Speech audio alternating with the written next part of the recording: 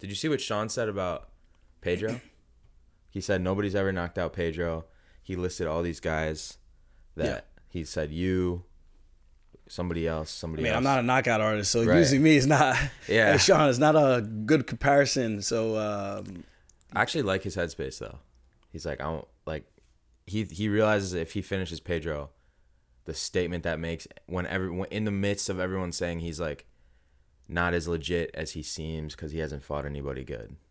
Yeah, I feel like that. And there's nothing wrong with that, but at the same time, it's like, all right, you are fighting Pedro coming off of multiple wars now.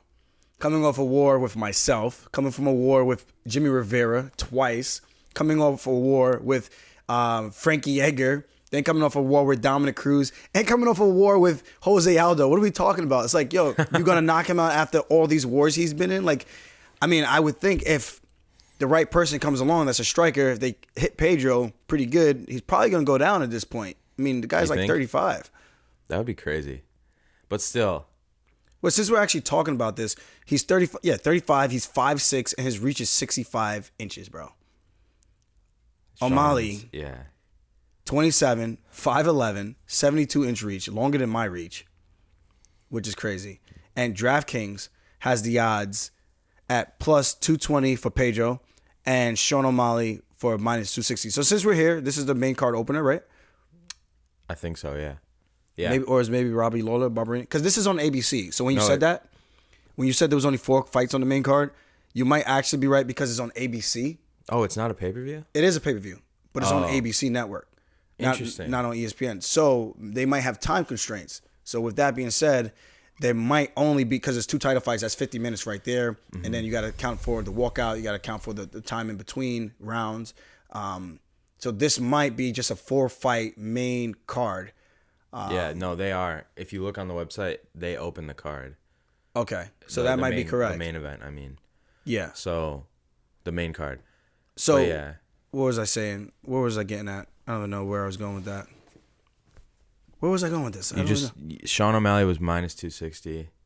Pedro's plus 220. I definitely feel like Sean's going to win. I just don't know if he's going to get the finish. Yeah. So, here's my keys to victory for these guys. Okay. Sean O'Malley, stay on the outside, sit on his bike, do what he did to Thomas Almeida. Let Pedro keep coming forward because that's what Thomas Almeida did too. The same thing as Chris Montinho. All these guys come forward on Sean, which you have to do. You can't let him sit on the outside and try to kickbox with him. He's just too long. So you got to put pressure on him. Sean stays on his bike. If his cardio lasts for 15 minutes, he's going to win the fight. Now, Pedro Munhoz, on the other hand, if he can pressure him, and I'm telling you as a game plan, you know you're going to get hit. You know Sean is fast. You know he's explosive. He's got good leverage. Pedro Munhoz is not a wrestler. He's not going to take Sean down unless he trips on a banana peel. I would be highly surprised if he can take him down because he's not a wrestler. Right. Anyone he's submitted normally has shot in on Pedro after Pedro has hurt them, either with a front kick to the body or hitting him with the hands like he did to Rob Font, caught him with the right hand or a left hook, spun Rob around. Rob came in, shot in, after doing the chicken dance, shot in, got caught in a guillotine and was tapping before the choke was even fully on, which was crazy. That just shows the squeeze Pedro Munhoz has. That was the one thing I was worried about when we fought. I was like, this guy's not getting a hold of my neck, and if he does, you freak out and you move. I don't need to find out if this guy has a special squeeze or not. I'm good on that. But you two, had a war. Yeah, but the war was a little more one-sided, though. For you. Yeah, in my favor. It was striking mostly. Yeah, the whole fight was pretty much striking. The only time I shot was to break up the rhythm to have him respecting the takedown. That's before I had the surgery on my wrist. So anytime I grabbed his leg, if he just pulled me up, I couldn't pull this hand, which is my power hand. So I couldn't actually follow through with my takedown. So it wasn't like his takedown defense was so good. It was just your wrist wasn't working. Yeah. So if we were to go now, I'm pretty sure I'd take him down all day long at this point. I obviously have to be careful with my neck. So that's the only thing. But it'd just be smart entries. Now, Pedro, if he takes note of Montinho, takes note of Thomas Almeida, all these guys who chase him, and Pedro's going to be slower. He's not the fastest bantamweight. But when these guys pressure him and Sean O'Malley starts going left, right, and bouncing from side to side using lateral footwork, which is what he should do in a cage, in a circular cage, octagon, whatever you want to call it. Chop the legs down on Sean O'Malley on every single exit. So you start up top. You know he's going to shake you like he's crossing you up on a basketball court. You know he's going to shake you out your shoes, right? It's hard to track. So he's going to be throwing the jab, getting out of the way, sticking and moving. So now when you try to cut him off, and every time he sticks and he moves, his legs are there to be taken, if that makes sense. Because you can't pull your body back and your legs back at the same time unless you jump backwards. So if you want to stick and commit to a cross and pull your body back, just try this at home. You throw the cross, and then you're long, so you try to pull your head back so that you don't get hit with a counter left hook or something like that. Now your legs are stuck in somewhat the mud, as we will say, because you're planted. You committed. You pivoted. Everything. It's like if I threw a jab, it would be a lot easier for me to stick the jab and then get out of there.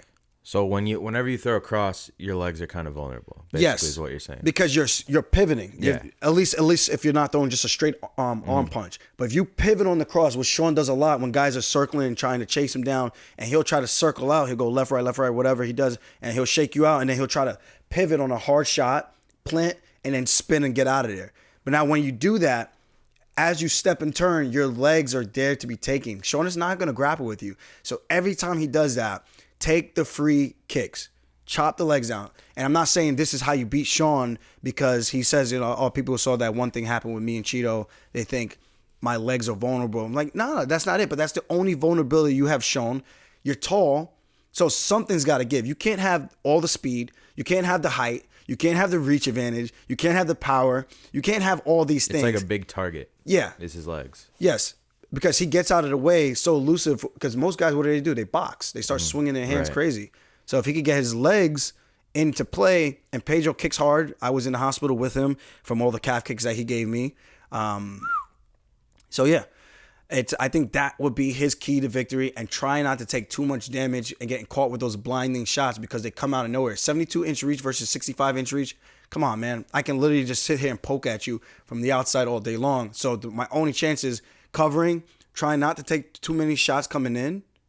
Hopefully I could parry something.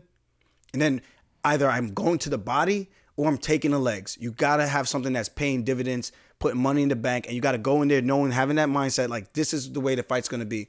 He was beating Dominic Cruz until I think he dropped him to 2 times and then got too excited. Dominic Cruz came back in the second and third round, made the adjustments, and Pedro stopped kicking, and he ended up winning the fight. So what happens to a guy if he's getting his legs kicked like that for like a round and a half? Like what happens to Sean's like speed and ability to move around the cage? So he starts to lose that. Okay. You start to take that away from the guy. So now you take away the one thing that he's really good at, which is his footwork. Now what does he have? He has to sit there and exchange with you.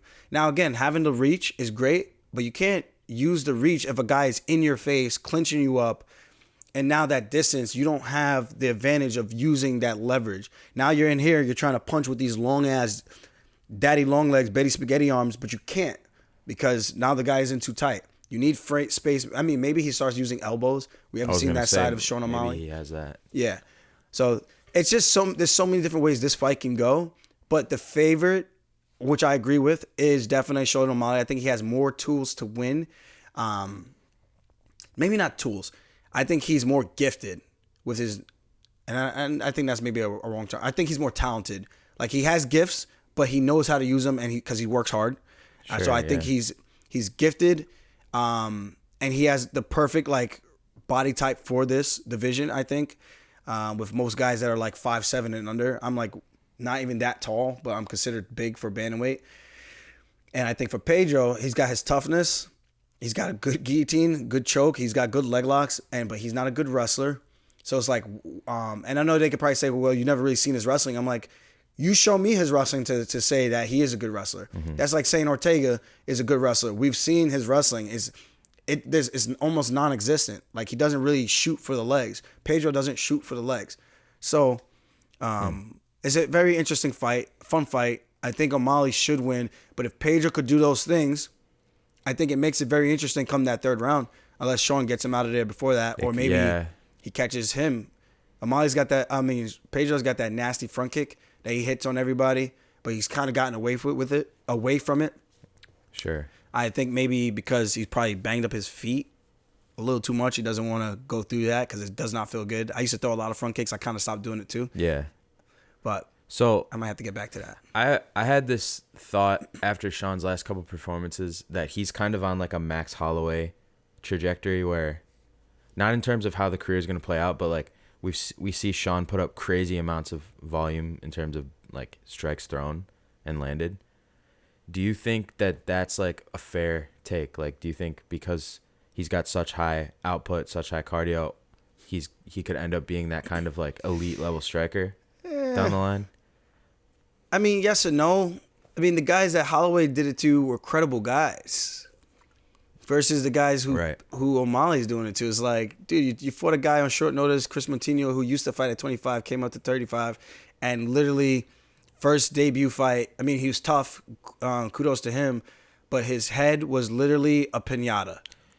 I guess what I'm more asking is, do you think Sean has that level of striking in him that he could unlock down the line, like that we've seen Max kind of recently? I think Max has recently styles. achieved God level like combos volume. and shit. Yeah, I don't think O'Malley doesn't really fight like that. I don't think. No. I feel like he's just more so sticking and moving.